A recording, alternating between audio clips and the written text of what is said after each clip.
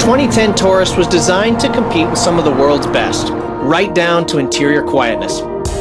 Its extras like a thick windshield made of acoustic laminated glass and expandable foam baffles in the pillars, they give it that high level of quality you'd typically find in a more expensive vehicle.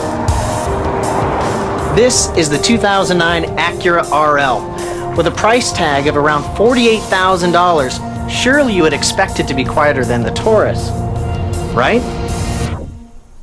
To get the answer, we brought in the loudest thing we could find.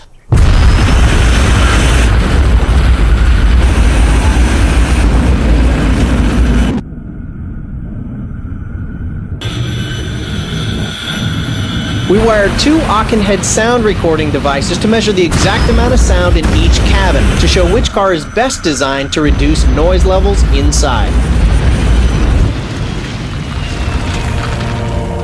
The net results of our demo? During the loudest blasts, the Taurus was 2.6 decibels quieter than the Acura, which means anything we could hear inside the Acura sounded about 5% louder than in the Taurus. Similar interior quietness, sure, but you can get it in the Taurus for around $20,000 less. And that sounds pretty good to us.